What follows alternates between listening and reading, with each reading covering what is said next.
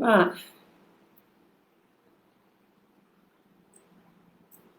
Right, here we go. Okay, floss. Got another great video giving you the tools that you need to fight against the tyranny of government and the people that seek to take us all back to serfdom and slavery. So if anybody's on there, come on in and say hi. It's going to be a,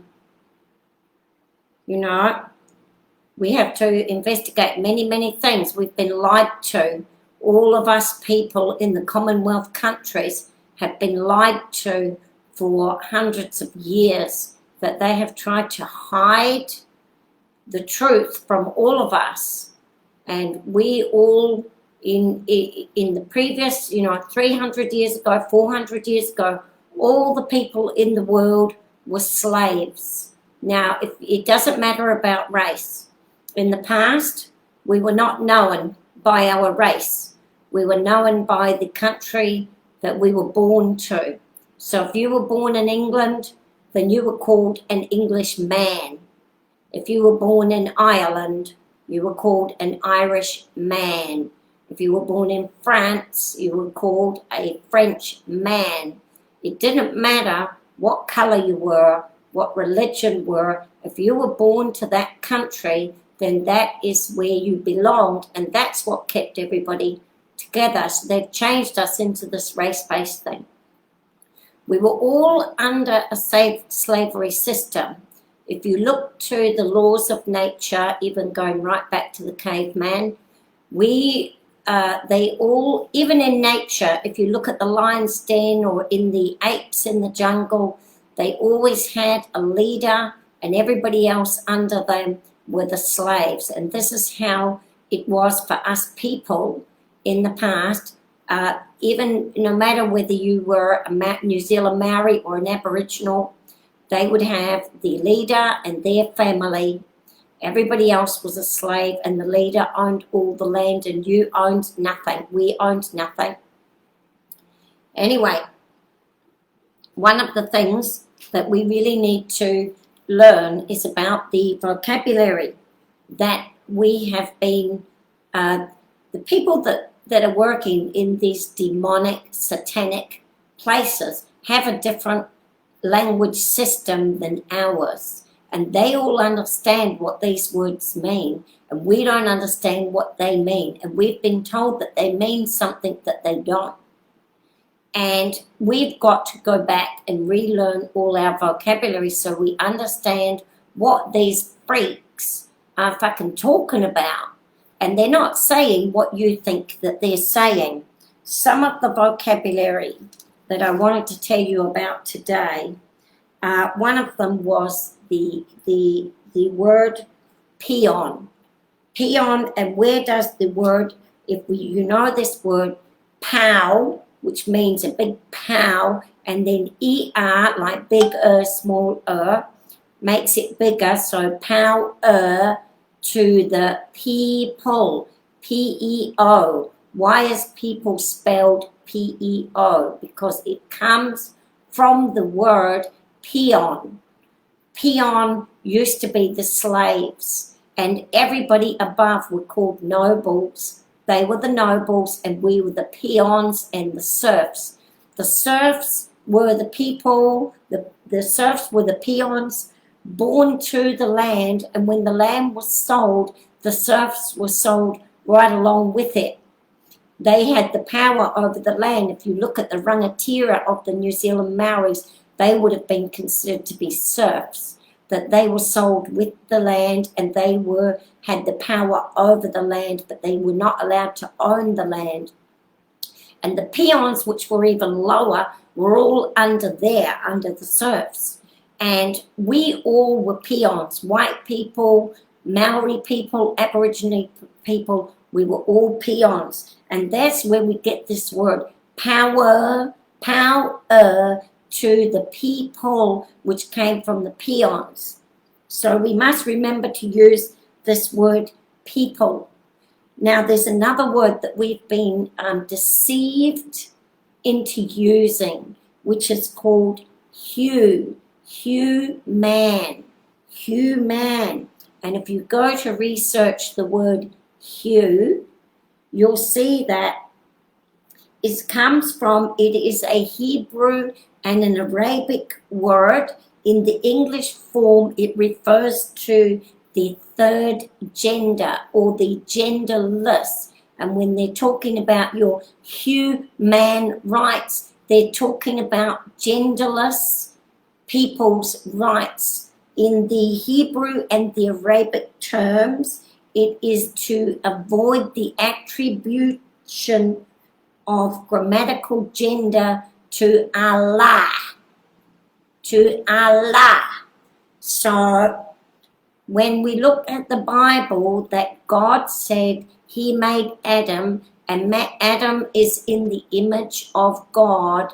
Adam was a man, and so they've put hue next to the word man, and they've called it human rights, which means genderless rights. So this human rights that they've got at the UN that they're giving to you, it is made by them, for them, and it brings in all this genderless mantra that they're using. If everyone can hear me, just send a wee note and say that you can hear me. If you've got any problems, you can send a wee note to let me know that everything's all right there, because I really don't know, but I'm just talking.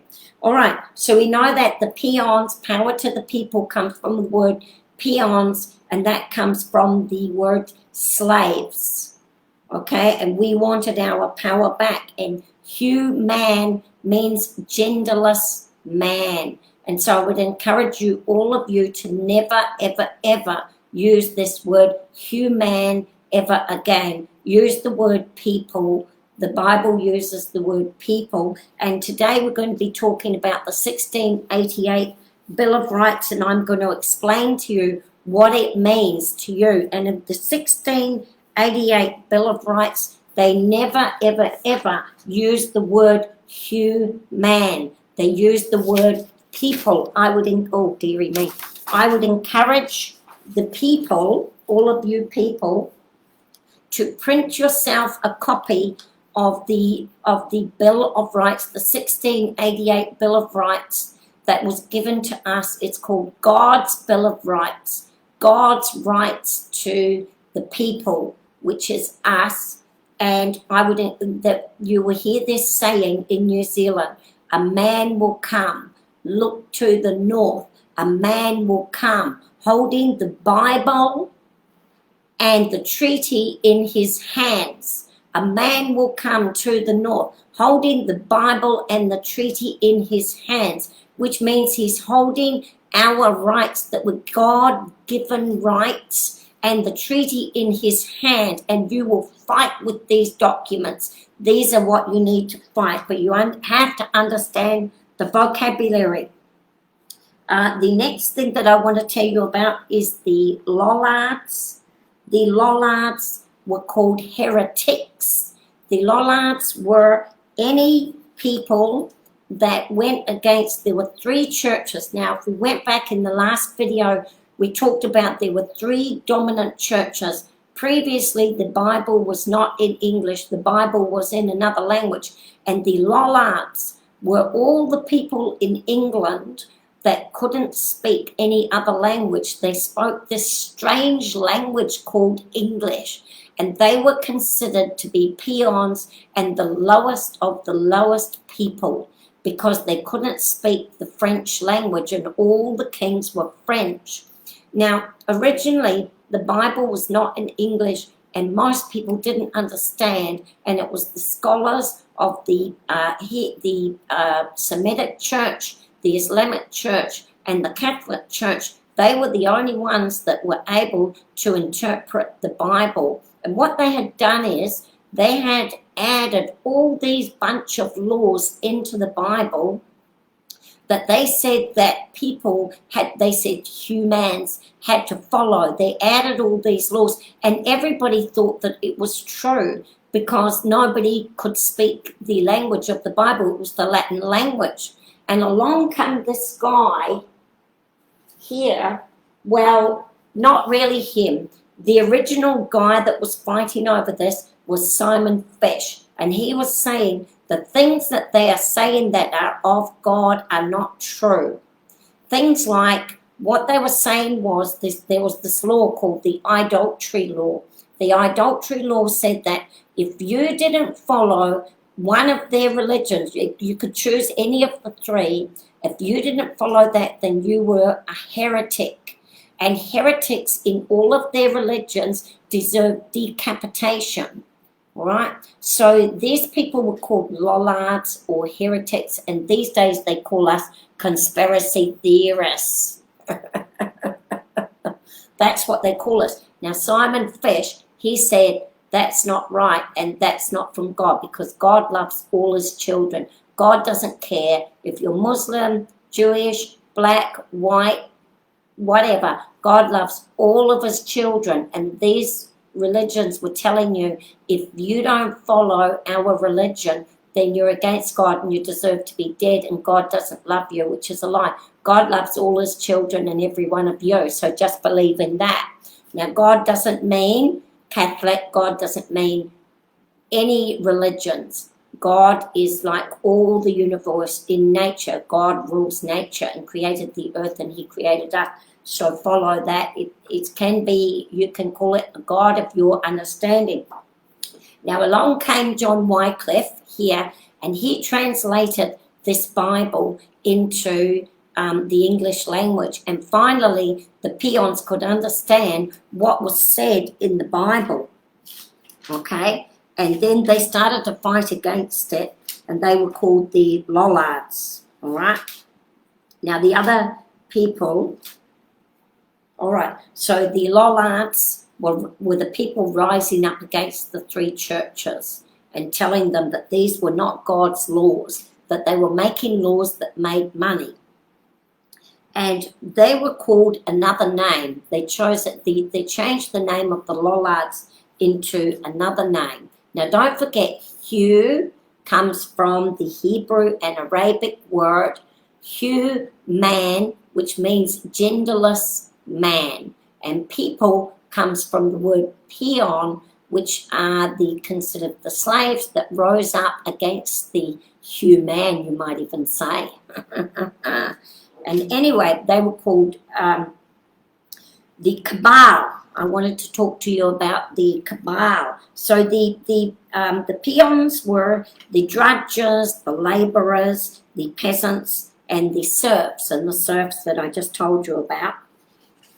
And then the free man were the nobles that owned land, which I've told you about already. Now, the biblical king, which was Prince Edward, he came along and he destroyed the idols of Baal, the cabal.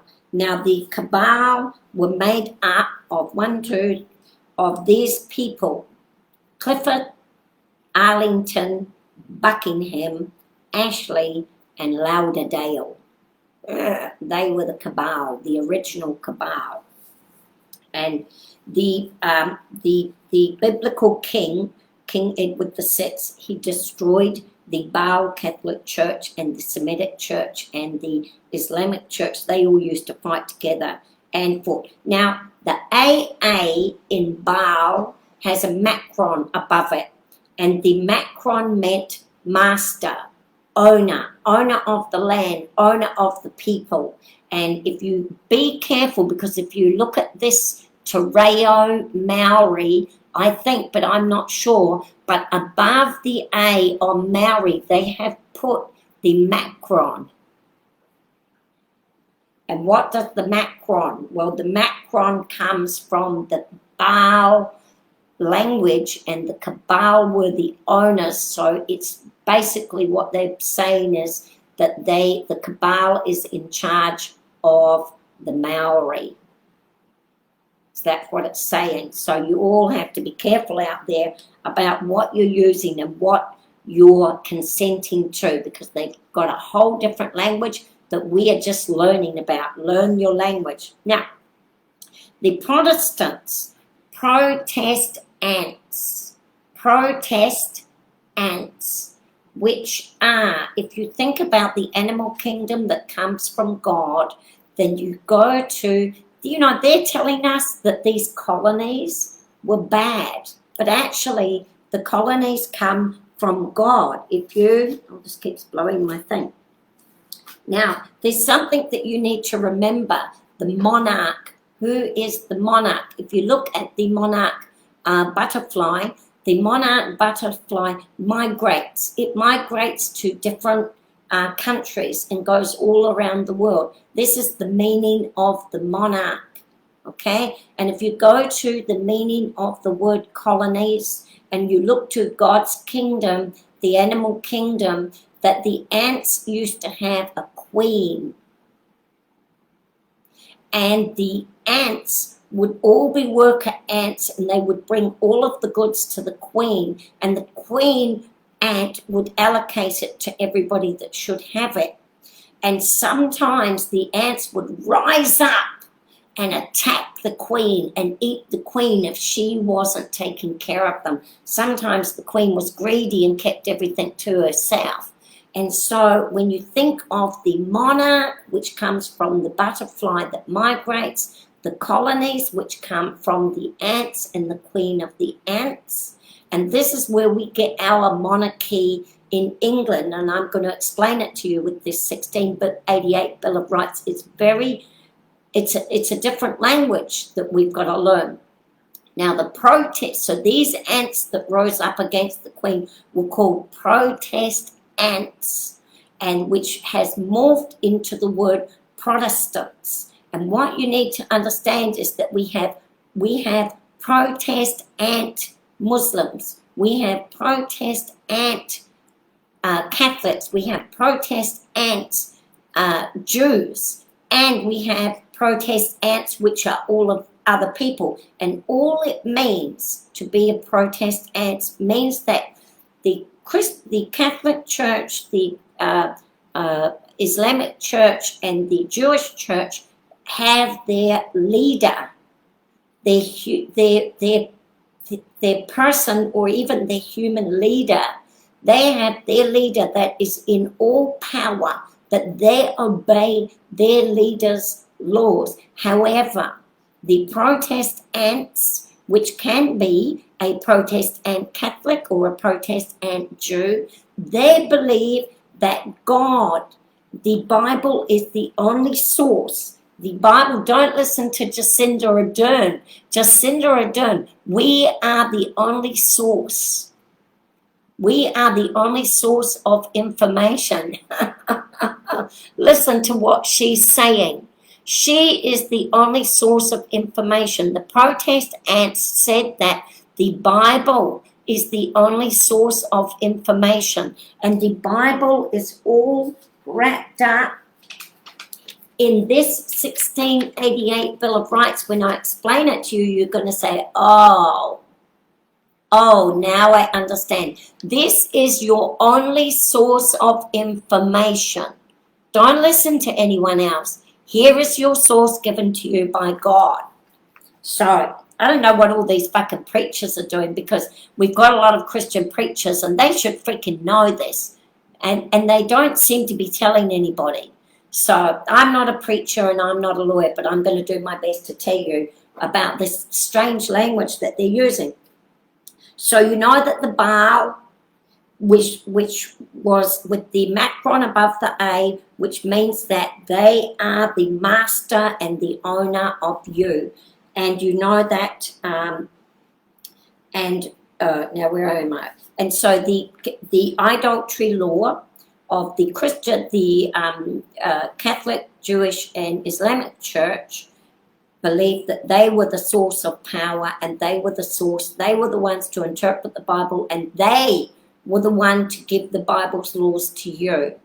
Whereas after the Bible was interpreted into English, the Lollards rose up and they said that the Bible was the only source of information for you, and it came directly from God. Okay, moving forward, we've got to really get into this today. Right, I've got my book here. And, So I'll try to explain. Now, the Lollards, whenever they spoke up against the churches, they were burned and they were thrown in prisons and they were decapitated. And this comes down to the Noahide laws. And what they were fighting about in the Noahide laws that they've established at the UN now, the Noahide laws have got an idolatry law, and this is the only law that they were fighting against, really. It said that if you said anything against their church, then you were a heretic and you should be burned at the stake. And so they were killing anybody. And in their laws, the Catholic law, if you speak against them, you're excommunicated. The Islamic law, if you speak against them, you're decapitated. And the Jewish law, if you speak against them, they have, I don't think they do it, but they can decapitate as well. So where are we going here? Never mind that, the Cabal. So what had happened was the kings, there were many, first of all you had the churches ruling, and then the kings came to rule, and the kings were put in place by the church, and the three churches started fighting over who was going to own the peon slaves. And then the kings started fighting because they wanted to be the owners. They started fighting with the church.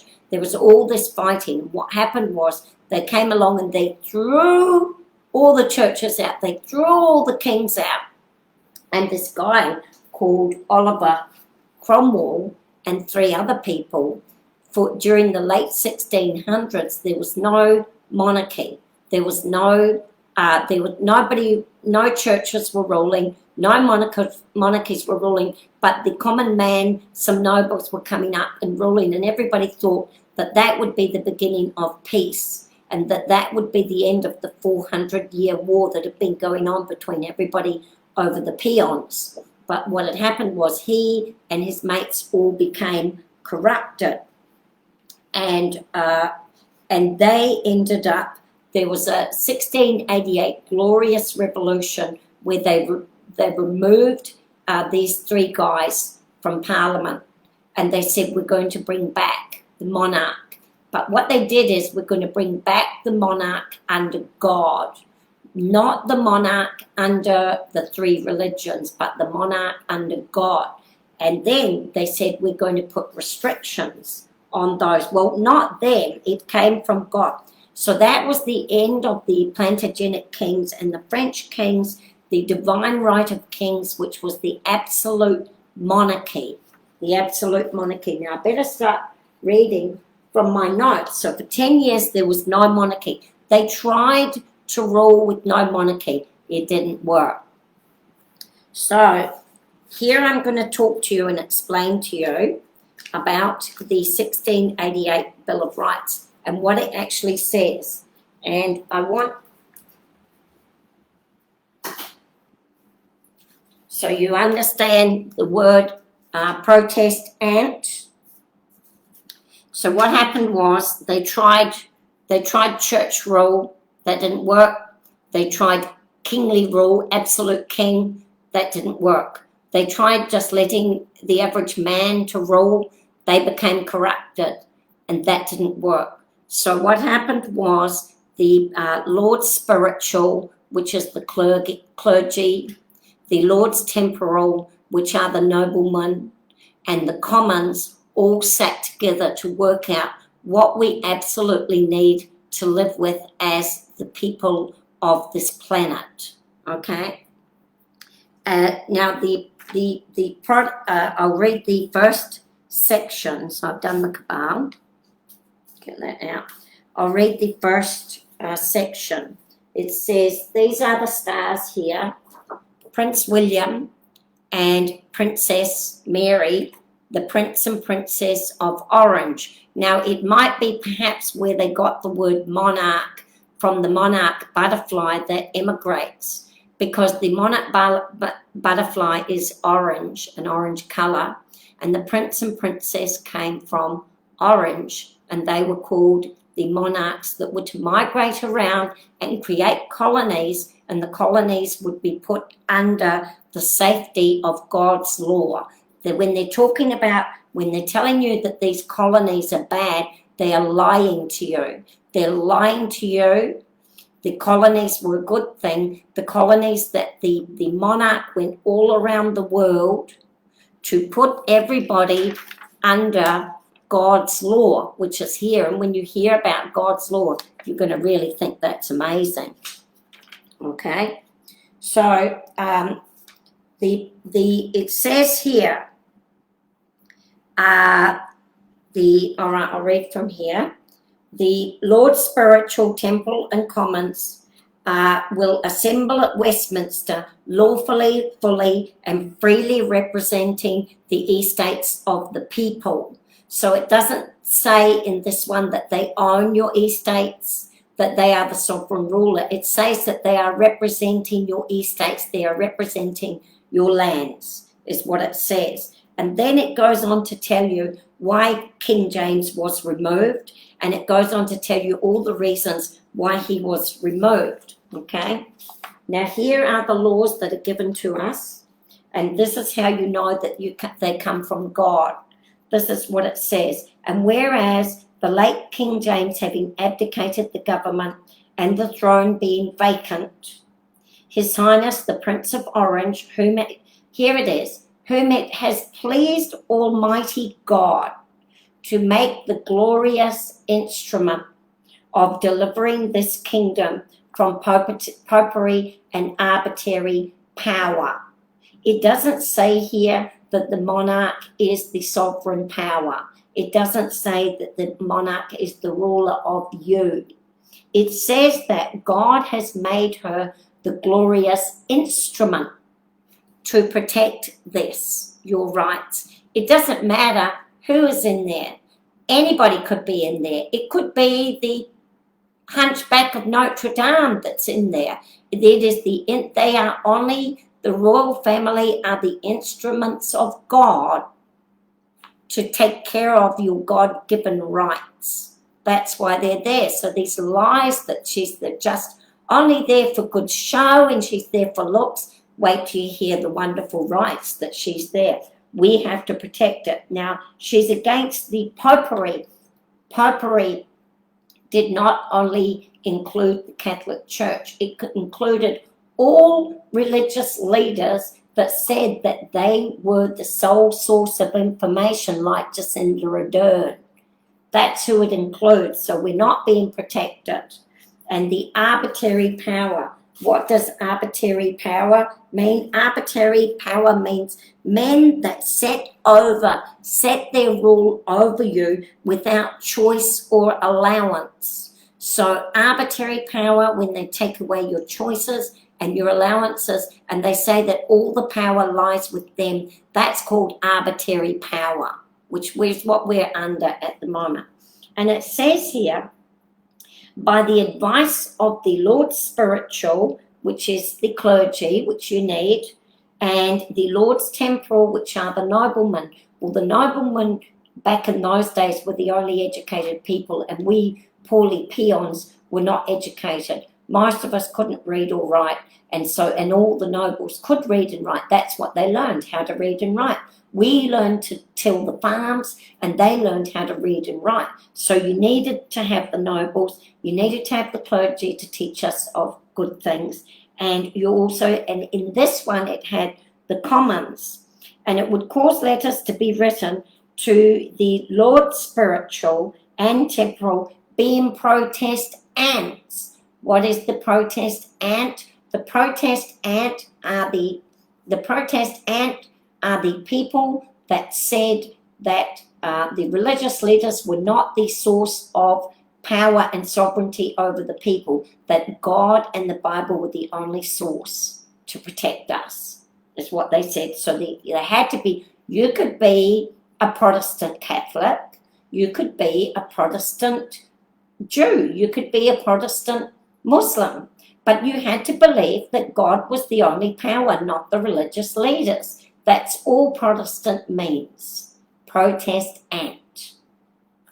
And it says here, they were to send letters out to all the universities and all of the people and all of the country, and to come and meet on the 22nd of January 1688 in order to establish that their religion, their laws, and their liberties might not again be in danger of subverted. So when it's talking about liberties, I'm going to tell you about them in a minute, and it's talking about the laws. It's talking about the laws, but the laws have to come from the law of God, not the law of man, the law of God, which must match this in every way, shape, and form, and they cannot deviate from that, which they're trying to do at the UN.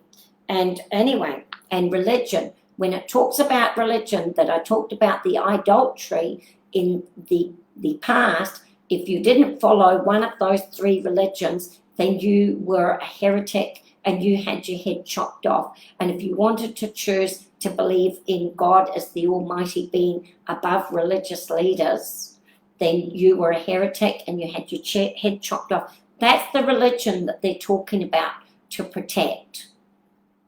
And so that's what we want protected. Then it goes on to say the subject. So the all-important thing to remember here is that the Queen is not your ruler. She is God's glorious instrument to make sure that his laws are upheld forever and ever in all of her kingdoms. Okay? And then it goes down here and it says, might not be endangered, and it says the subject's rights. Now, here's another word that they're telling you, that you are the subject of the Queen. And they're saying you don't want to be a subject of the Queen. All right, I just wanted to say that the Bible is the sole highest authority. God is the only absolute sovereign of this earth, meaning that the universe is the sovereign of this earth. The Maori are not the sovereign owners. The Queen is not the sovereign owner. The government is not the sovereign owner. The earth belongs to God, the absolute sovereign. All right? And the sole highest authority, and we are all God's children and belong on this earth. The subject that they're telling you, we don't want to be a subject of the Queen. We do want to be a subject, and here's why. Go to research the word ject, J-E-C-T. Ject means to throw against. If you listen to the word injection, which means it's flipped. Ject becomes first, which means to throw.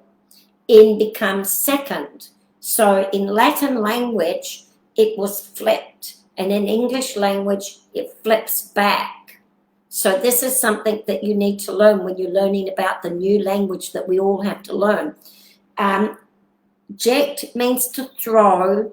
In means to put in. So we put injection, which means to throw in.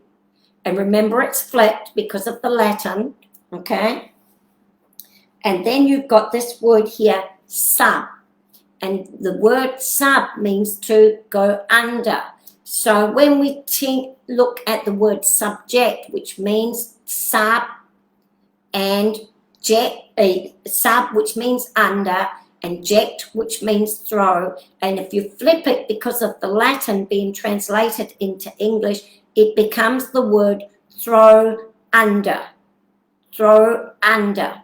And this it says here in the 1688 Bill of Rights, it says the subject's rights, which means we throw the people under these rights. And the rights come from Almighty God to make the glorious instrument, which is the monarchy. They make the monarchy the glorious instrument from Almighty God, and God has thrown us under these rights.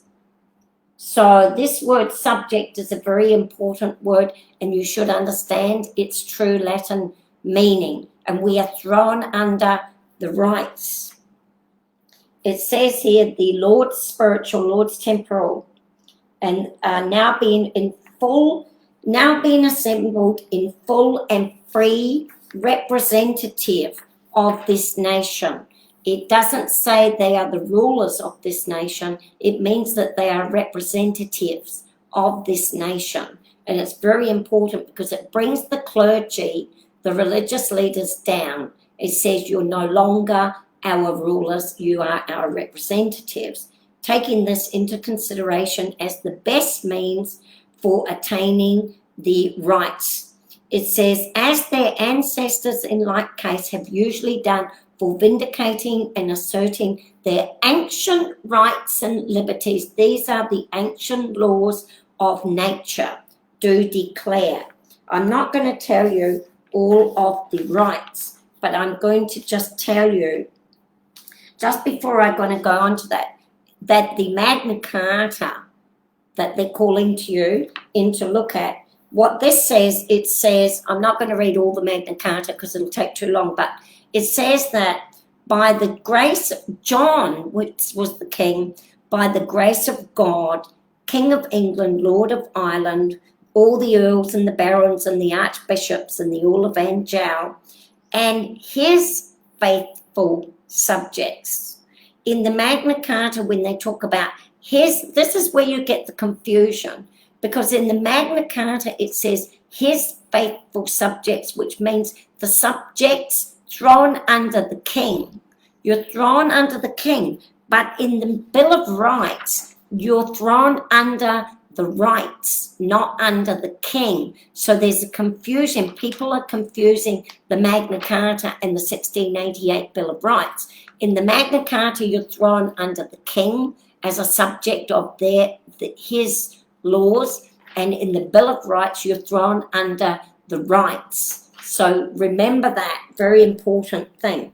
In the another piece in the Magna Carta, it says, know ye that we in the presence of God, and then it goes on, this is the Magna Carta, it goes on to say all of the religious leaders.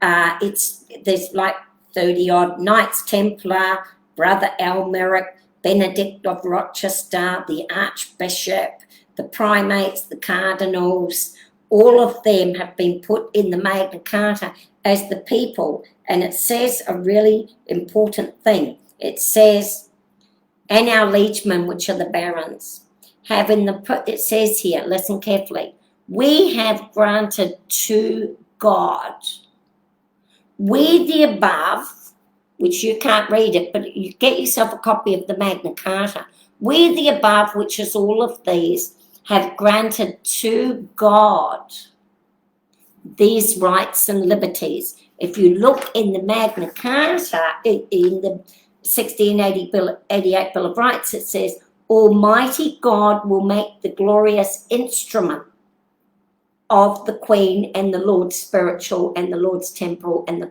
they are only God's instruments. And we, the subjects, are thrown under the rights and protected in a beautiful aura of rights that protect us. Whereas in the Magna Carta, they say that we give to God, so they put God under themselves. This is why I'm not going to do all the Magna Carta. Another thing that says, we have granted, whereas in the Bill of Rights it says God has given us. In here it says we have granted. Almost every section of the Magna Carta says we have granted. I'm not going to read them all, but I am going to quickly touch on section 61, because have you even read section 61? You should go and read it. People are raving on about section 61 of the Magna Carta. I'm going to tell you what it says here. I wouldn't freaking follow it if I was you. Section 61 of the Magna Carta was thrown out years ago, and for good reason. I'm not going to read it all, but it says that they're going to put 25 barons in charge of the peons, which is us. And that it basically says here that the 25 barons can never be prosecuted, is what it says. And it says that if the kings or the queens or the clergy do anything to upset the barons who owned the peons, that they could have this lawful descent. And they could, it says, you can come and take our lands, take our castles, and take our possessions if we don't do everything that you say. This is the barons. And it says, but you will not harm anybody, not harm the queen, and not harm the children. Basically, Section 61 gives the barons, which were the owners of the peon slaves, all power. All power. But only that they will continue to pay money to the kings and the queens and the churches. But here's the thing about the Section 61 of the Magna Carta that you really have to listen to. It says, we, which is the kings and queens, will obey the commands of the barons. And it says, and that with them he will if we don't obey the baron's commands, he will harass us with his utmost power. Listen, we publicly and freely give leave to everyone to swear who is willing to swear, and we will never forbid any to swear. What this means is we will allow all of the peons to swear to the barons, which are the slave drivers, if they want to. And we will never, ever forbid the peons from swearing their allegiance to the barons. And the barons can take the peons to fight the kings and queens, and the barons can take the peons to fight the clergy if the clergy and the kings and queens don't do as the barons request. So they've said, we allow the peons to be allegiant to you, the barons. And then it says this, but all of those of our land, all of those which is including us, who of themselves and of their own accord are unwilling, are unwilling to swear to the 25 barons to distress and harass us. So what it's saying is, any peons that did not want to swear to the barons to go to war against the clergy, we, the clergy and the kings, will compel by our command for them to swear, even if they don't want to. So what they're saying is, if the people, the peons, want to swear to the barons and fight with the barons, they can. And if the peons say that they will not fight with the barons, then the clergy and the king and the queen will force the peons to do that. And the barons used to force the peons to go to war, just like they're doing now. They would force them to go to war to pillage and rape and steal the lands and bring them back and give them to the clergy and give them to the kings. So Section 61, I encourage all of you to please go and read very carefully Section 61 of the Magna Carta and what it means, and you will never, ever, ever use that again.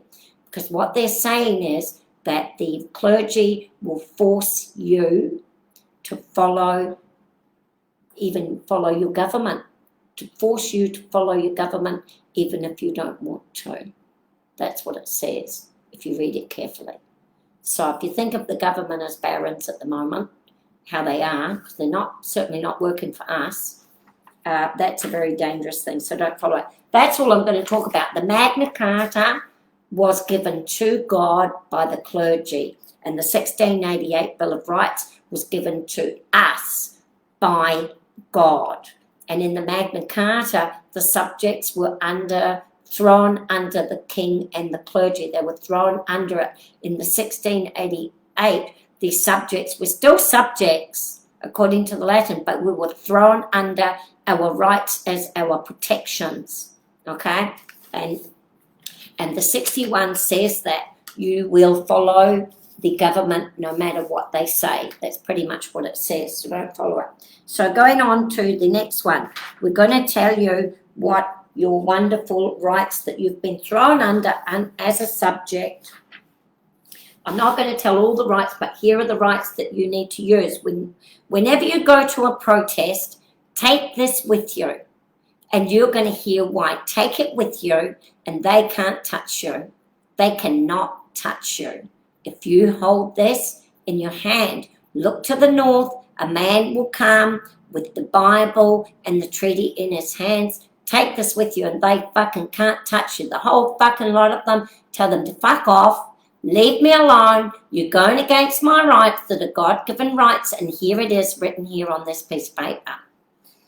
And in actual fact, you don't need to have your rights written on a piece of paper. But what had happened was, with all that what was going on and all the lies, people didn't understand what their rights were, and they still don't understand today because they don't have their 1688 with them in their hand. Get a copy, get it in your hand. Don't ever be without it. Keep it in your car, keep it in your pocket, wherever you go. Take this with you. Hold it up for all the fucking world to see and say, rise up, rise up. These are my rights from God. You cannot take them from me. Ever, ever, ever. So there. Right. So one of the great rights that we have, it says the pretended power of suspending of laws or the execution of laws by regal authority without consent of Parliament. Now, this puts restrictions on the Queen. It says that the Queen, in the opposite of Magna Carta, in this section, the Queen is not the ruler. It is the Parliament that gives power from the people to her. So she's not your ruler. She's only there to protect this, okay?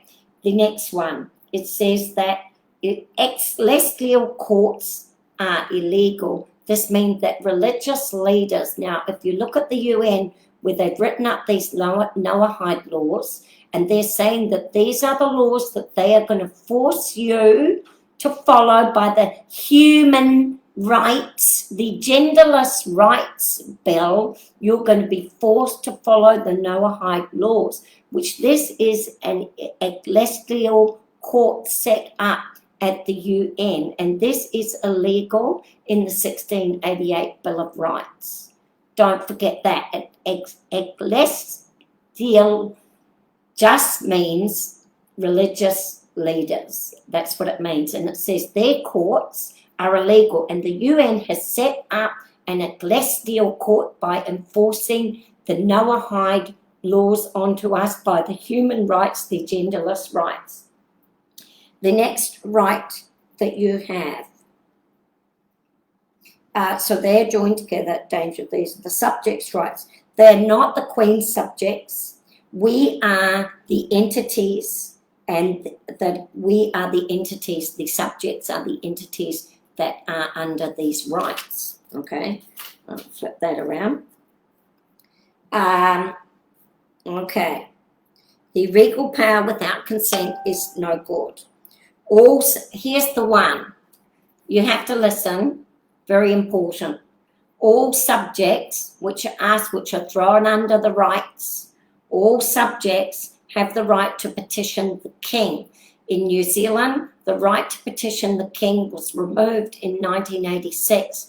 This is illegal. It's an illegal act, and we have the right to petition. You don't petition the government, even the Governor General, you don't petition. They tell you that you have to petition the Governor General, but actually you don't. You can petition directly to the Queen of England and the Privy Council in England, and this is your God-given right. Nobody can take it from you. If anybody is going against your rights, you petition directly to the monarchy that is the instrument of God to ensure that your rights are not taken from you. So you have the right to petition the King, not the Governor General, not the government. You go right to God's instrument. That's her job. And if she's not acting as God's instrument, then Her Majesty is no longer acting under God. I'm not saying that she did do that, but I'm saying that that's what her role is, the instrument of God to enforce our rights. And we have the right to petition to the King, and it says, and all commitments and all prosecutions against that petitioning are illegal. Can't take it away from us. That's been removed in England. That is their wrongdoing number one. I'm going to tell you some more. Our next one, it says the subjects which are asked, we have the right. It says the subjects which are protest ants. So if you want to protest with a gun in your hand, you can. Yes, you can.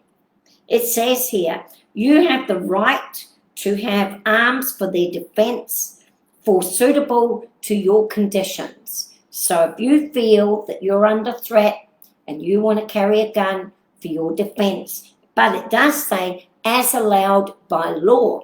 But however, it says that they have to follow, this is the only right that it says as allowed by law. Well, guns, weapons, there's going to be, so I think it's reasonable. It says as allowed by law, but it does not say they can take your guns. It does not say that you can't have a gun for defending yourself. What it says is that they have to create laws that allow you to have this under some restrictions, I imagine. But here's this one here that I really want to talk to you about.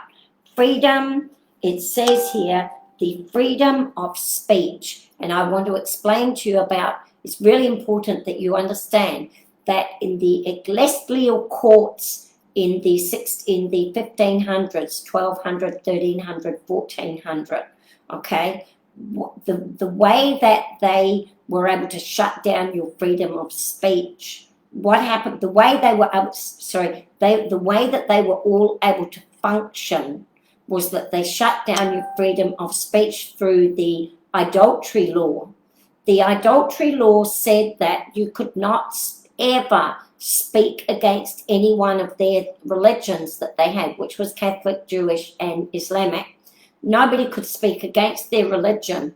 And if you spoke against them, you were automatically, no trial, nothing. There was a celestial court. You were burned at the stake or had your head chopped off. So everybody, speech shut down and nobody would speak. And so they were able to carry on for hundreds of years because everyone was too afraid to speak. And even poor old John, who's here, Simon Fish, he was put to death as well. They were all put to death. And so this is why freedom of speech was put in. It says, the freedom of speech and debates or proceedings or in Parliament ought not to be impeached or questioned in any court or place out of Parliament. So no court, no place out of Parliament. Now listen to me. They've started bringing in the the genderless rights at the UN. They started bringing in all of these speech laws. Now I'm telling you something, even if you are deleted from Facebook, they are going against God's law. They're not allowed to do it, and you can petition the Queen. You should get a huge worldwide petition to the Queen about being deleted from Facebook because it's against these laws. And what they did was, quite a few years ago, what they've been creating situations in society to take away your free speech. Why do they want your free speech shut down? Because they've reintroduced the adultery law at the UN with their 7 Noahide laws, and they want to shut you down. And what that happened was, on the Facebook many years ago, you remember hearing about the first case where this girl, I reckon it was set up. They set these things up. This girl committed suicide and her family went to court, and they went to court and they said that she committed suicide because of a person on Facebook that was using free speech to get into this girl's head every day, and finally the girl went and killed herself. Do you know what? I reckon they set up a hypnotist to get into this girl's head, and she did actually go. And then they went to the court and they said free speech is no longer going to be allowed. But hey, it doesn't matter. If I want to say you're a black nigger, or if I want to say you're a fat ugly bitch, or if I want to say you're a fucking Catholic bastard, if I want to say all of those things under free speech, I'm allowed to say it. What they're saying when they shut down your free speech for all of these things. That, if the lion in the jungle, can you tell the lion not to roar? No, you cannot. But there's another law to counteract that. What they're saying, if you remember when we were children, my father, I used to go running to my father saying, so-and-so said that about, he said I was fat, she said I was short, he said I had no teeth. Back then I had no teeth. My father used to say, as all our parents said, sticks and stones will break your bones. Names will never hurt you. This rhyme came from the 1688 Bill of Rights. That means when you love yourself, there is no word on this earth that is going to hurt you. If somebody calls you, if somebody says to you, you're black and you're ugly because you're black, what kind of a person do you think of yourself if you believe what they say? Why would you? You come and say to me, Kate, you're an ugly cunt. I don't care, because in my eyes, I'm beautiful in God's eyes. God loves all his children, and I believe that. There's nothing you can say to me. On this Facebook, people have said horrible things to me. I don't give a toss. Say what you fucking like. You have your right to free speech. I have my right to not listen to you. You cannot hurt me with your laws, and if you could hurt me, then it shows that I'm a very weak person. Now listen to me. They're using these racism laws to shut down your freedom of speech under the Bill of Rights. Just remember this. If somebody says you're black and you're ugly, right, because you're black, you also have the right to say back, you're a fat, white, honky-tonk, ugly bitch. So you can just feck off. So everybody has their rights, okay? And we should never allow them. And that's in here, protected by the Queen, who is the instrument of God. So don't let them shut down your free speech. You can say anything you fucking want. Say what you want. How can they say that a person that you cannot open your mouth and say what you want to say? It goes against nature. Can you tell the lion not to roar? Huh? Can you tell the dog not to bark? No, it goes against nature. You can say whatever you want, because we all come from the kingdom of God, which is the animal kingdom. That's why we call it the kingdom, and that's why God put in instruments of kings to take care of us. And now the next law that we were given, another law. So remember those laws. Especially, we have the right to petition the king. We have the right to bear arms. When you go to a protest, you're allowed to take a weapon. And if they fucking hit you, hit them back. You're allowed to defend yourself. Do not ever, ever, ever hit anybody, break anything. If you do it first, then under God's law, you've got to go to prison because you did it first. But if they hit you, you can hit them back. And I always say that to my son too. He said, Mum, so-and-so kicked me. And I tell him, kick him back, harder. So remember your right to defend yourself. And it says that there will not be excessive bail, and you will not have imposed upon you cruel and unusual punishments. Now, please be careful here. It doesn't say that you can't be punished. It says cruel and unusual. What is cruel and unusual? We can petition the Queen. Cruel and unusual is when you go to the only source of food, which is the supermarket, and they say you're not allowed to have food because you have not got a muzzle covering your mouth to stop you from speaking.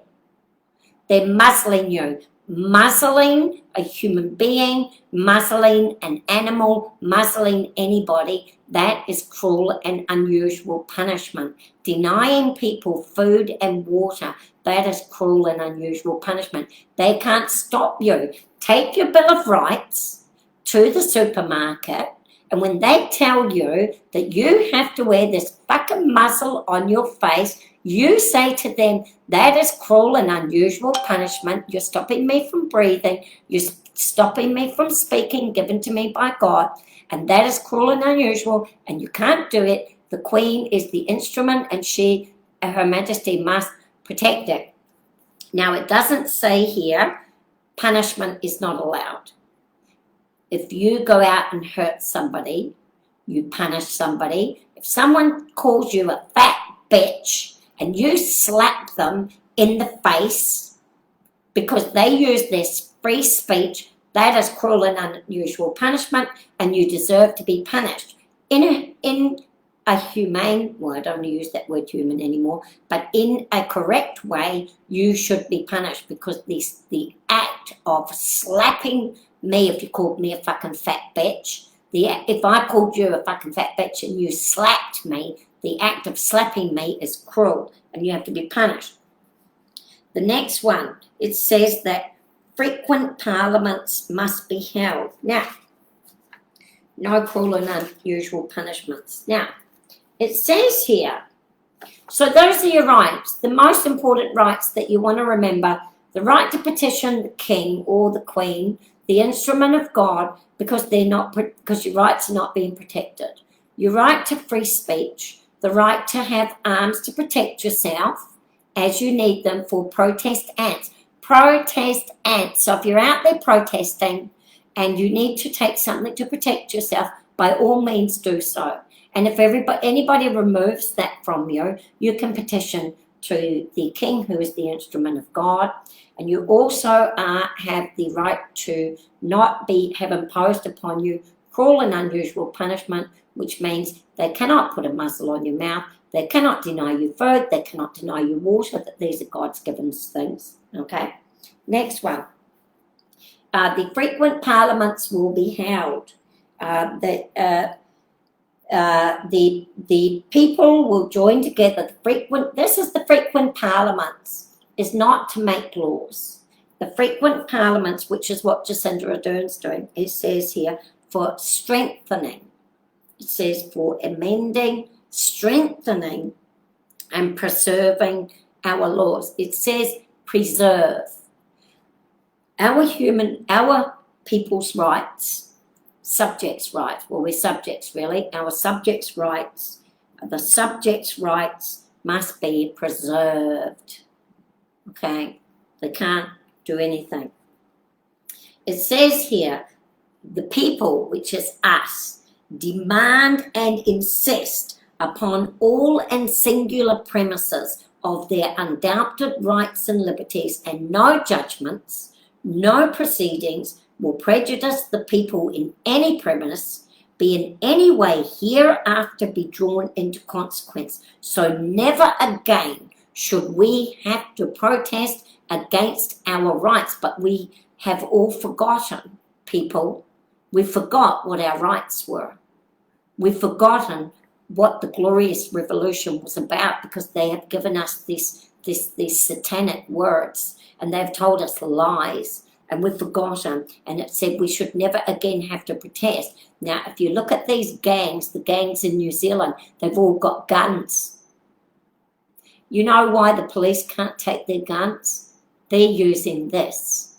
Do you know who's using this? All the clever people are using this, and we're not. You've got to get up. Rise up. Get up. Get a copy of this. Get down there. Take it down there and shove it up their fucking... Can't shove it up their ass, can you? Because that would be cruel and unusual punishment. Shove it in front of their face and say to them, we demand our rights be respected. We demand. And it says here, and the demand of their right, they are encouraged by the declaration of the Prince of Orange, who is the instrument of God, as being the only means for obtaining redress and remedy. So it's saying that these are the means to go and obtain, and you can protest to the king. This is why you go to the king. You don't go to the king because you've got a parking ticket. You don't go to the king because they put you in prison because you slapped someone's face. You don't go to the king because you raped a 16-year-old, David Tamahiri, you raped a 61-year-old woman, and you raped a 49-year-old woman over a 6-hour period, and now you're going to the king for a pardon through the Governor-General of New Zealand, Patsy Reddy, or whatever her fucking name was. No, you are entitled to only to go to protest to the king that your government is not upholding your rights, and neither is Facebook when they shut down your free speech. Okay, so the place to remedy the removal of your rights is the monarch. That's where you remedy it. If the government is not upholding this, you go to the monarch and you tell them what's going on. That's what we've got to do, people. We've got to go to the monarch. And that's why people are saying, throw out the monarch. If you throw out the monarch, you're throwing out the instrument of God. You know, if the instrument of God is not doing their job that we pay them to do, you still got to replace the instrument. If you want to take out the instrument, that's okay, because they took out you can take out the instrument if that's what God chooses for us, people. But you need to put another instrument, because when we protect the Queen, we're protecting this, and she's got armies, and this is why we have kings. There's the King of Thailand, you've got the King of wherever, the Norway. They all are kings only of countries, but the Queen is the Queen of many, many, many countries, because she is God's instrument. She was the colony to send the colonies out to give from God all of these rights, and being a colonist is something to be proud of. Do not ever allow them to tell you that the colonists were bad. The colonists were sent out by God because they come from the protest ants. The colonists came from the protest ants, and protest ants come from the colonies of ants. And we went out and we established colonies, and we gave the Maori, the Aboriginals, the Indians, we gave them all of these rights under God. We threw the subjects under the rights for their protection, and nobody has told them. Nobody told them, and that's why they don't understand what's going on, because their rights have been removed from them, and us too. All right, moving forward. Go to the tender of the crown.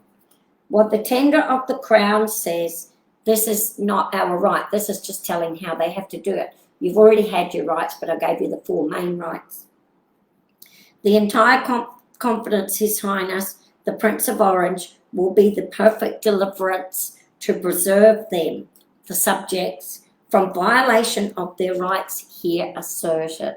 So this is the tender of the crown. This is the role of the crown, which means that they are the people, the perfect, the deliverance to preserve the rights for the subjects, to preserve them from violation and from all attempts upon their religion, which can be protest and Catholic protest and Muslim protest and Jewish, or just protest ant that believes that the Bible is the sole source and the highest authority, and God is the absolute sovereign of all the earth. Those are the religion that we're talking about. We're not talking about one religion, we're talking about all people that are God's children. We're all God's children, and God loves us all. Do resolve that Prince William and Mary of Orange will be declared King and Queen of England, France, and Ireland, and the Dominions. So they are the instruments to protect our rights, and we're not using them. You know, we've been using the Queen for ceremonies. She shakes hands, she waves, and we've all come to believe, as they want us to, that we've all come to believe that the Queen is not important. And we all thought that it was the Queen that was ruling. And that's why they're saying, get out the Queen, get out the Queen, because she's God's instrument. And they want us to follow the human rights of the UN. And Hu means genderless in Arabic. which is the word that they use. Hugh means genderless, and the word that they use to describe Allah. They want Allah to be genderless. And this is where they want us to follow human rights, and they don't want us to follow God's rights. It says the Almighty God uses the Queen as the instrument to deliver his laws for us. You have to remember that. Where are the preachers in this world? Where are they? They should be telling you this. I'm not a preacher, of course, but they should be telling you this. Why aren't they telling you this? I don't understand. Why aren't they? So anyway, I just wanted to tell you about what we have the right to petition the Queen now, presently in this day. We have the right. She is the instrument of God. It's about time the Queen started earning her money, what we pay for. We're not paying her to wave, not paying her for the yearly Christmas address. We're not paying her for the ceremony at the church. Here's what we're paying her to protect. And we can write the petition to the Queen for these rights that have been usurped by the UN, by our government, the arbitrary government. What is arbitrary government? Where men set over them without their choice or allowance and judge their causes without rule. So they're sitting over us. They just brought in the Mary wards, the injections, the abortions, the injections. This covers all of it. The lockdowns, the everything, the signing us up to the UN human rights of the UN, the shutdown of our free speech. This all comes under arbitrary government, where they are setting rules over us without our choice and without our allowance. So it doesn't matter that we voted them in. Just because we voted them in doesn't mean we allow them to take our laws and usurp them. We didn't give them that right. We gave consent for them to preserve our laws. We did not give consent to them to usurp our laws and our freedoms. So wake up. I don't even want to say that. God only hath prerogative, whose sovereignty is absolute. The Queen is not absolute. Government is not absolute. The UN is not absolute. God's law is absolute, and it's in the 1688 Bill of Rights. Get yourself a copy. I can't tell you how many times I'm going to need. Study your rights on the Bill of Rights, 1688. Nothing else. It says, God only hath prerogative, whose sovereignty is absolute, and whose will is perfect rule and reason and in of itself. And when you think about freedom of speech, how can you tell the lion in the jungle not to roar? You can't. And how can they tell us not to say, you're a fucking bitch, you're a bastard? They can't tell you. It is your right as a person to open your mouth and speak from your own vocal cords. It's their right to walk away. So far as for man to usurp such authority is tyranny. This is what they're talking about when they're talking about tyranny of government, when they take away your freedom of right to speak. The Protestants, Protestants rejected papal supremacy, and the Protestants said that the Bible is the sole highest authority. We can protest to the Queen against arbitrary government. We can protest to the Queen about, here are our rights that have been usurped by the arbitrary government. If you look on the I've done something. If you look, there you go. If you look on the preamble, it says that the Queen will deliver the kingdom from arbitrary rule, popery and arbitrary power. Okay, here is the arbitrary power. The Noahide laws at the UN, which is the removal of the Bible from government and our religion. Remember when we were kids, we always used to say, God God defend us. And it says here, the removal of religion, and our religion is not being protected. That's the Queen's job, to protect our protest and religion, not to protect the Catholic religion, not to protect the Jewish, but the protest and religion, which is our Christian religion, must be protected. We have the right to petition the king, because our right to petition the king has been removed. It was removed from Australia, it's been removed from Canada, it's been removed from New Zealand, the right to petition the king. They cannot remove that right. It's under God and given to us by God and of God.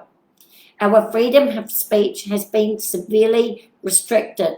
The freedom of speech does not say that you can't speak something if it hurts someone's feeling. You can't speak something if it's going to make someone cry. It doesn't say. You have, in fact, the freedom of speech is the only right that is absolute and unnegotiable.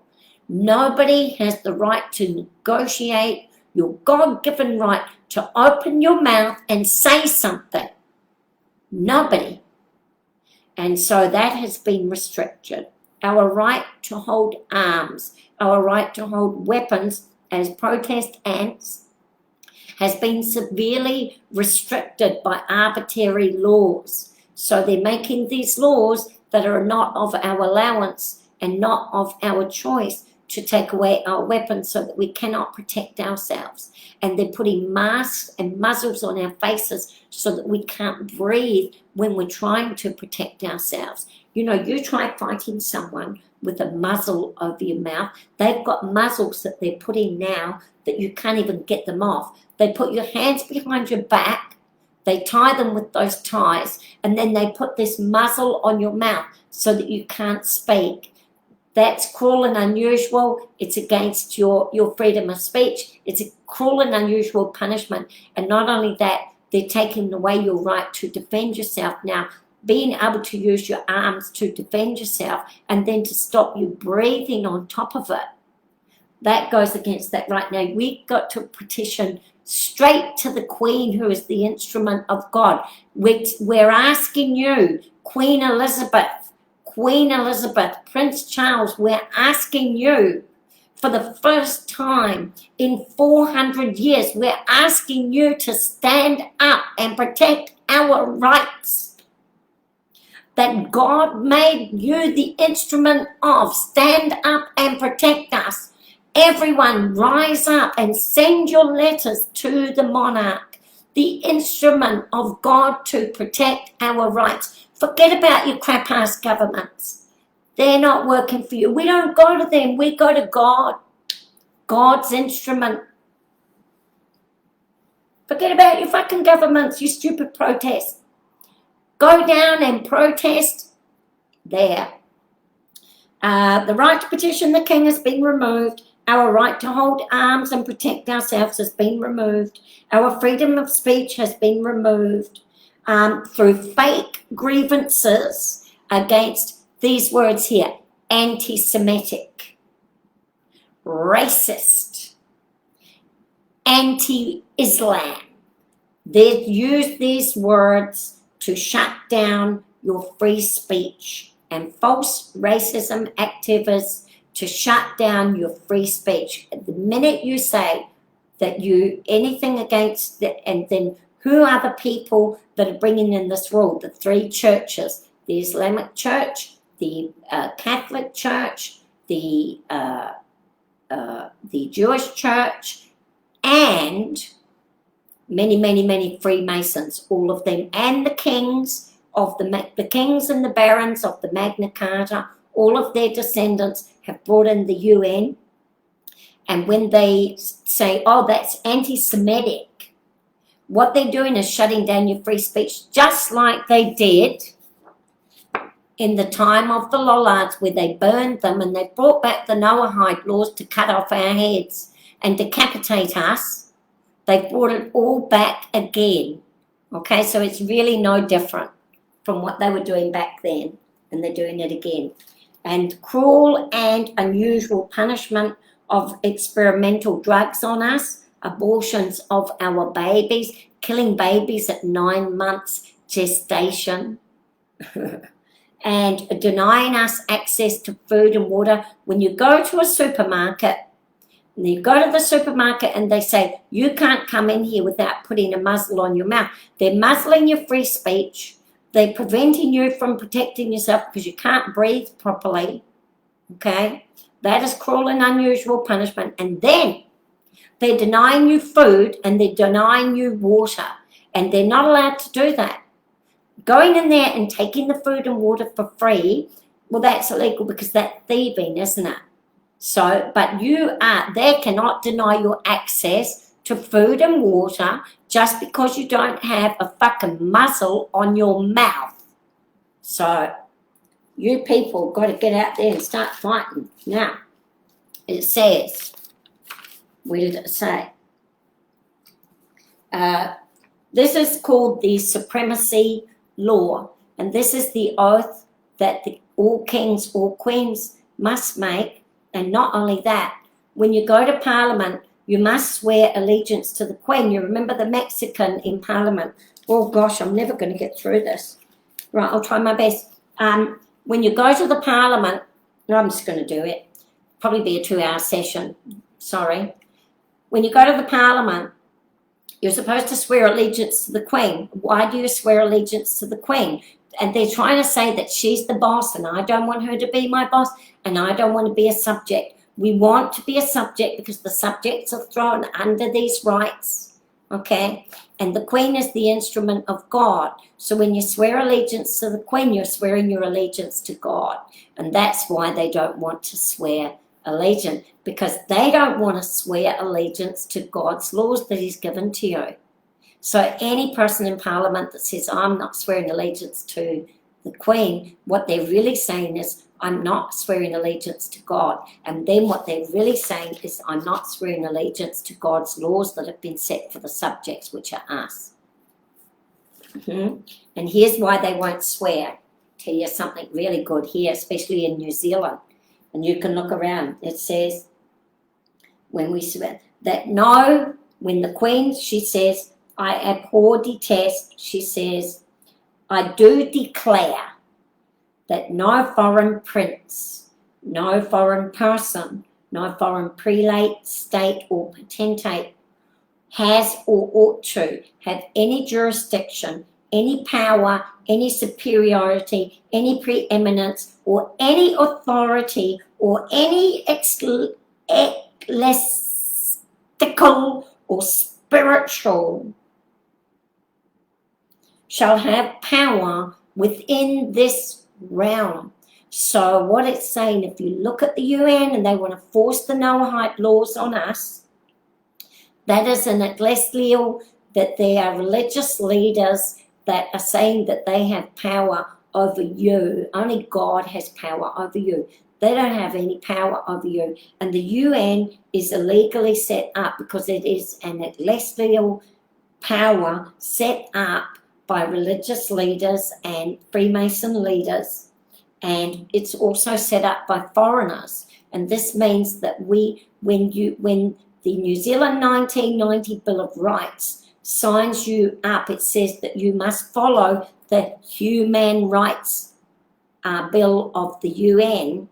What they're saying is that you are now under the guidance and the power of a foreign power, because the UN is full of foreigners, and New Zealand Parliament is full of foreigners, and this is against our Bill of Rights given to us by God. You must protest against the UN because it says here quite clearly in our Bill of Rights that no Commonwealth nation will be held under a foreign prince or a foreign authority. And if there's any Catholics in there, any Islamists in there, the Chinese, the Buddhists, none of them have the right. In addition, you can use this law because I'll tell you why. Our governments are selling our lands and selling our resources to foreigners. They have no right to sell our lands and resources to foreigners, not for any amount of money, because they're giving them power over us. And so they're not allowed to do that either, but that's a biggie, that one. Right, so no foreigner will rule over us. It says here, after it goes to the supremacy, the oath of the Queen says that no foreign power will rule over us. The acceptance of the crown, then the two houses will sit. The two houses will make effectual provision for the protest and religion and liberties. And in 1986, our constitution was removed. Well, that is not, the two houses are not allowed to do that. It says that the two houses must make effectual provision for our Protestant religion, and they've removed that from Parliament. We can write to the Queen about that. That is all the things that we can write to the Queen about. So I'll just have a quick review of what we can write to the Queen about. Number one, arbitrary government. That's the Queen's job. It's in here. She's the God's instrument. Number two, being forced to follow the Noahide laws of the UN. That's against our religion, our Protestant religion. It's not being protected in our countries. They've removed the Bible from our Parliament. Jacinda Ardern put the Book of Mormon into our Parliament. That's, we can write to the Queen. Our right to petition the King has been removed. That goes against our God-given right. Our right to freedom of speech has been removed by all these racist hate speech laws. That's a restriction.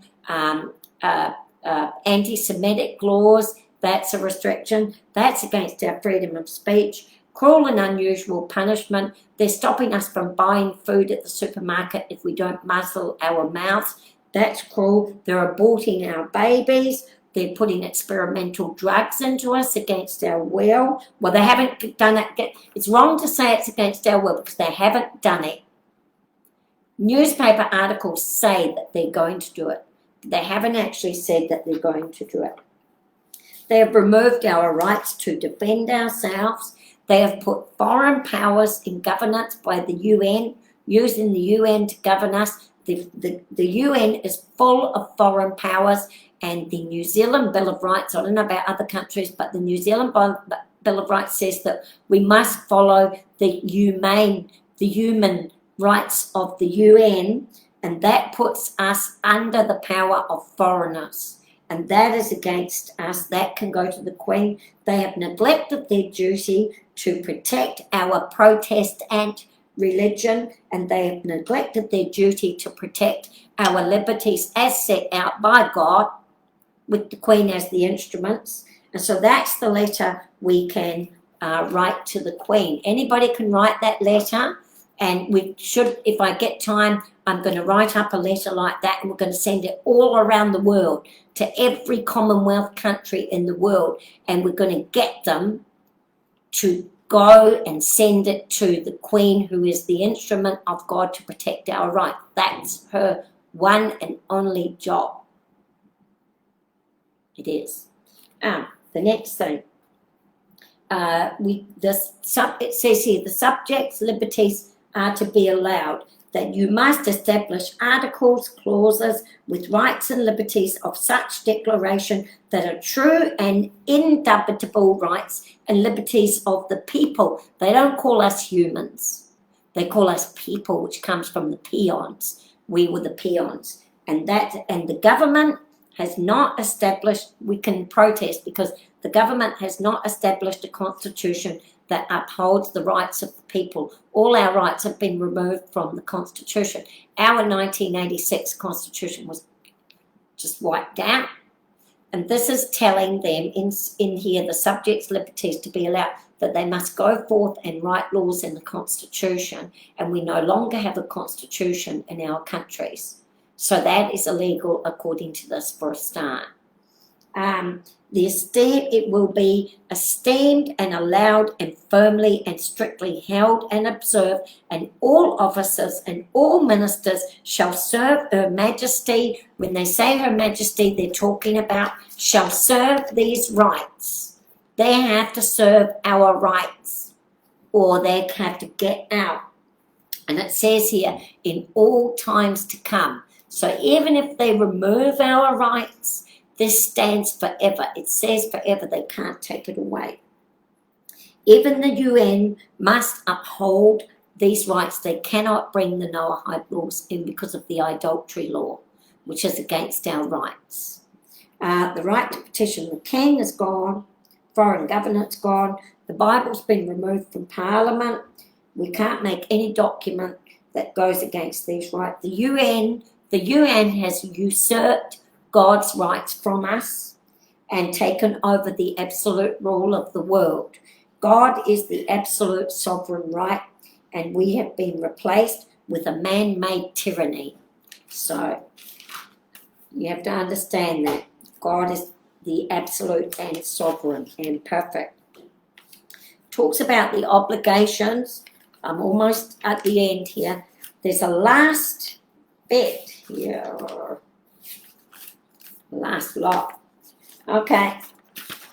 So the nobility, the clergy, and the peasants, Lord's spiritual, Lord's temporal, and the commoners. And it says that we also have a duty. Is the God's sovereign of absolute rule.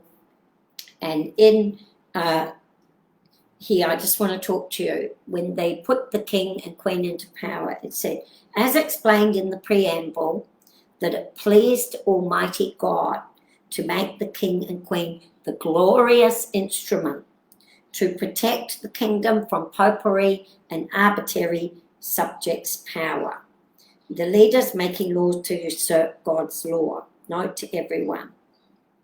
And it says here that the Lord's spiritual, which are the clergy, the Lord's temporal, which are the nobles that could read and write and have university degrees, and the commoners, which is us, the peons, should seriously think about how it has pleased Almighty God in goodness to this nation, to provide and preserve their majesties, to reign over us upon the throne of their ancestors, for which they render to him, God, not to the queen. They render to him their humblest thanks and praises. This is that the spiritual, the king and the queen, the temple, all of them and the king and queen will give the majesties to reign over us and preserve our rights and render to him, God, the Almighty, thank yous and praises for placing them, and they are born to it. Their majesties did become, were, are of right, ought to be by law, our sovereign liege. So, Lord and Lady of England and France, sovereign liege, what does liege mean? So the sovereign liege is that they are the landlord of all of us. It doesn't mean that they are the sovereign of our lands. It doesn't mean they own our lands. They are the sovereign liege of our rights, the landlord of our rights to protect our rights. That's why they're there, almost like you have a landlord of a house who get a real estate agent to go and take care of the house. Well, this is what has happened here. And the Queen is the sovereign liege to take care of our rights. So the princely persons of royal state and dignity are fully and entirely united. So they unite all of the Commonwealth, Australia, Canada, New Zealand, England. There used to be 54 countries in the Commonwealth. They're down to 16. They're picking them off one by one. New Zealand is the big one. They've picked off Africa. They're after New Zealand. Once New Zealand falls, Australia's going to fall. They're using the colonisation lies, and Canada's going to fall, and the UN is going to be the source of power, and God is no longer going to be the source of power that we can go to. We now have the source of power, which is God's instrument to go to. If the UN takes out the monarchy and these rights here, the monarchy falls and no instrument is put in place to take care of God's rights to us, then the UN will be the only source of power.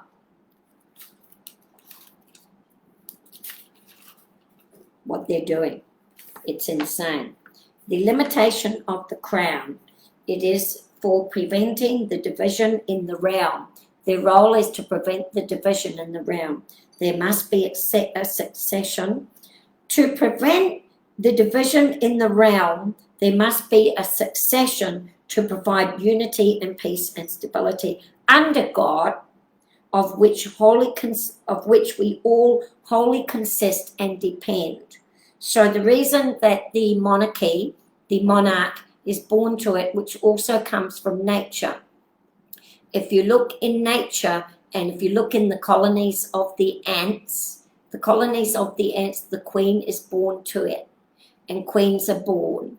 And so this is what God placed for us, that a queen could be born, or a king would be born into it, not placed there every year and changed every year. Like the popes change. Do you understand that?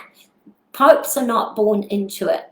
The leaders of the Islamic Church, a lot of them, well, some of them are born into it, a lot of them are not. But the queen is born into it, as by the colonies of the ants and the queen and the protest ants. So they must be born for stability in our Commonwealth realm, where we all still belong. New Zealand is holding on by a bare thread. They're trying to get us out. Save New Zealand, save the treaty, save our Bill of Rights.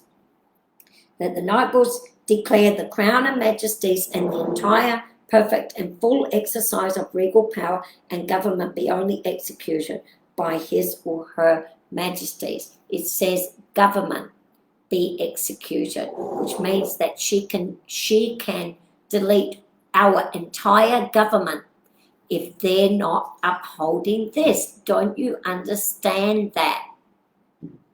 If our government is not upholding God's rights that he has set for us with the instrument of the queen can delete the entire government of any country. That is her role. That is her power. So her power is not to sit there and wait, but we're not using her. We're not calling to her. We're not calling out to our sovereign instrument of God. We're not doing that, and this is what is wrong, people. That's what we've got to do. Okay, I'm going to the promise. This is our duty. The nobles and the clergy and the presence. Now, all you clergy, you Christian clergy, you ain't doing your job. So it says here, do submit faithfully themselves forever and promise to maintain, defend their majesties, and also the limitation here is specified, to the utmost of their powers against all persons whatsoever that shall attempt anything to the contrary. Anybody that attempts to remove these, the clergy should rise up. The Protestant churches should rise up and protect it. And you're not doing it. The papas are debarred. It is also in here. It says here that the papas are inconsistent for a Protestant kingdom. It's not only the papas, but the arbitrary power and the ecclesial people are inconsistent with the Protestant kingdom that puts God above, to be governed by the popish prince or the king or queen from marrying. So if you marry into other religions that are not, you can marry a Protestant Catholic, you can marry a Protestant Muslim, you can marry a Protestant Jewish person, but they have to put God above their leaders. That's all they say, put God above your leaders, which means they put their rights, their people's rights, above their leaders. So that's all it's asking. So, but if you marry someone, then you're not allowed to govern us. New Zealand has removed that. And then there's another last message here. I want you to All kings do swear to every king shall before such persons of law to repeat the coronation oath. The coronation oath says that no foreign prince or power will ever rule over the Commonwealth, and that's the UN is ruling over us, and that the Queen should not be allowing that. It says, I abhor, detest, I do declare that no foreign prince, and it says here, so help me God. And do you remember in school we always used to say, so help me God. So help me God, and they took it out of our schools and our government did not protect. We should have written to the Queen way back then. We didn't know. But way back then, when they first removed so help me God from the schools, we didn't realise that when our children were saying so help me God, they were they weren't swearing allegiance to the Queen. They were swearing allegiance to our rights as people. And that's what they removed first from the schools, from our children. It's got to be put back. Our children should say, so help me God, because it says no foreign power or person or ecclesial rule, no religion, no religious leaders are allowed to rule over us. So that's what we're saying when we say, so help me God, God and Queen, that's what it means. The king's ascent to the throne, it says, all which their majesties are contented shall stand, remain, and be the law of this realm forever. Forever. It means they can't ever take this away. And their said majesties with consent, Lord spiritual, temporal, and conscious, and by authority declare and act and establish. So that's what that says. And there's one last piece here. We're coming to the end. There's 10 minutes. I see everybody's left, but you might come back and watch later. But there's one last piece that I want you and you need to know about. This is called the non-obstants made void. Non-obstant. What does non-obstant mean? I had to go and research that word. This is called a clause. If you're in New Zealand, they've done this to you in the New Zealand Bill of Rights. All right? So we all know in the 1990 Bill of Rights, there is a section 4 that says that any laws that are made, any laws made by the government, if the courts want to use only this Bill of Rights to go against the law of the government, then the government can override. And this is called a no-obstant law, and I'll explain it to you. It is a clause that empowers legislation or a provision which contains to override the effects of any legal provisions to this under the same law. That is called the obstant law on Section 4 of the 1990 New Zealand Bill of Rights, which says that the courts can't override the government and the government can override the Bill of Rights. Basically, it says the government can override the Bill of Rights if they feel that they want to. It says 2 or more laws that operate in the same field, each containing a non-obstant clause stating that its provision will override those of any other law. Problems of interpretation may occur. So they've got this obstant law also in the Human Bill of Rights at the UN, and it just means that it's useless because it can be overridden at any time. The New Zealand 1990 Bill of Rights, don't even use it. You know, you need to arm yourself up with this 1688 Bill of Rights. The New Zealand Bill of Rights has got an obstant law that can override all of the rights that are in it. So it's a useless document. You might as well go and wipe your ass with it. It's useless. And but here's another word that I had to look up, which was called dispensation. Dispensation, which means the exemption from a rule or a usual requirement. So remember these two words, non-obstance and dispensation. And the last section of the last word of the 1688 Bill of Rights here has a no obstance. It says here, no obstance are made void, which means that you cannot, in any law that you create in regards to these rights, you cannot put a clause that says that another law can override it. So when you write the Constitution, by God's law, you have to put in these freedoms of speech and freedoms from cruel punishment. You have to put it in there, and you cannot put in an obstinate law which says that another law can override it if they want to. And so it says non-obstants are made void. After this present session, which is the 1688, no dispensation by non-obstant. It's kind of hard to understand that last bit, but important that you understand. Dispensation is the exemption from a rule.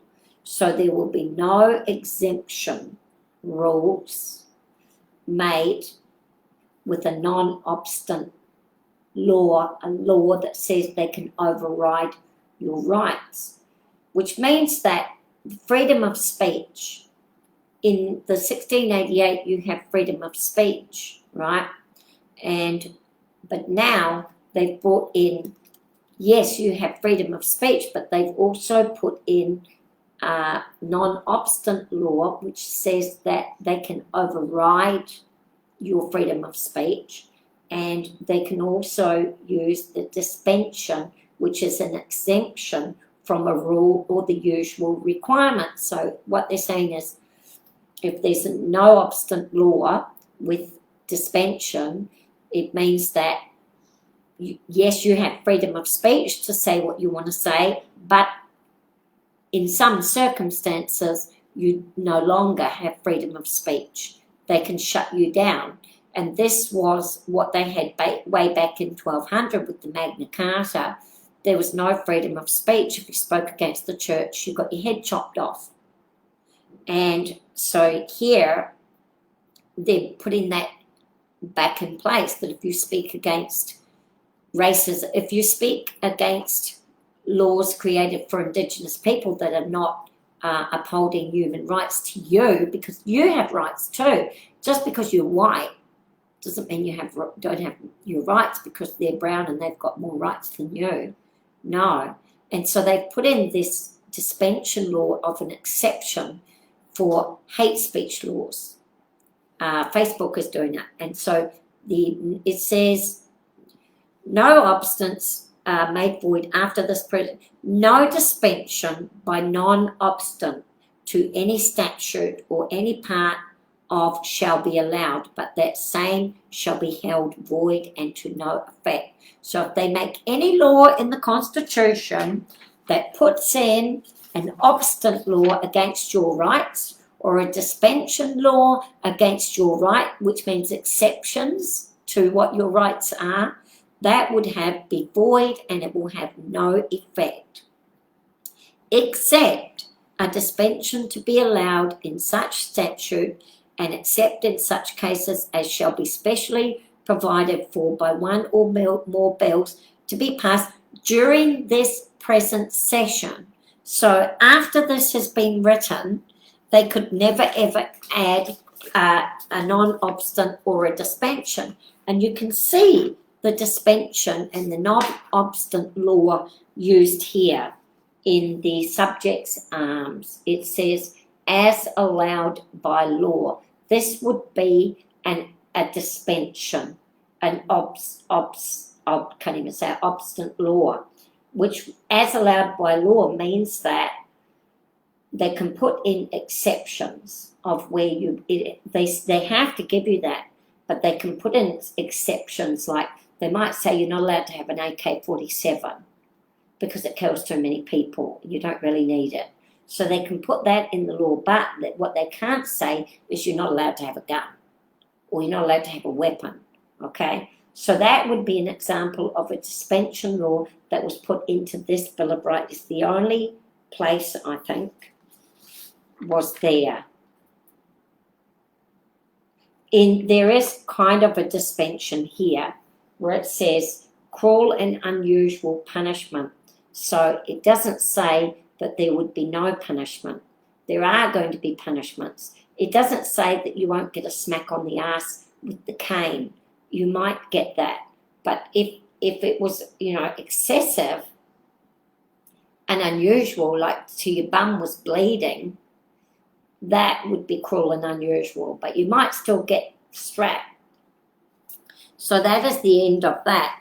Now, I would encourage you all to remember to go and print yourself. Don't just call it. Don't just say it. I'm going to do just 2 more minutes to give a wrap up here. So we don't want to use the Magna Carta. Print yourself a copy of the Bill of Rights. Keep it in your car. Keep it in your house. Make several copies. Whenever you go out, take it with you. This law is wrapped up tight. It exists today. They can never remove it. It says forever. They can never, ever, ever remove this law from you. It's given to you by God using the monarch as the instrument. And when your rights given to you by God are being removed, you go to the instrument of God and you tell whoever that instrument may be, doesn't matter who it is, but the instrument must be born to that, as in the colonies of the protest ants and their queens are born to it to give stability. It gives stability. And when you go to write your letter against your rights, this is what you can say. Your right, you have the right. You have the right to your freedom of speech. You have the right to no cruel and unusual punishment. Cruel and unusual punishment of denying your food and water. Cruel and unusual punishment is denying your liberty of access to travel. They're saying to you, you can only get on a plane if you muzzle your mouth. That's illegal. They're telling you you cannot get on this plane because they believe that the plane belongs to them. And what they're saying is, well, this is our rule. Well, that comes under the dispensation. They're making an exception. They're saying that you cannot, that yes, you have the right to not wear a mask over your mouth so that you can't breathe and you can't speak. Yes, you have that right, but this is our plane, and so it's our exception that you no longer have that right. And that is against your rights. And then, on top of it, they're restricting your right to liberty. It is liberty to be on the plane, to be able to travel. They can't stop you, and they're taking away your liberties to travel, especially traveling within the Commonwealth. And they're saying that you cannot get on a plane and fly to Australia. New Zealand is a continent of Australia. We were joined together.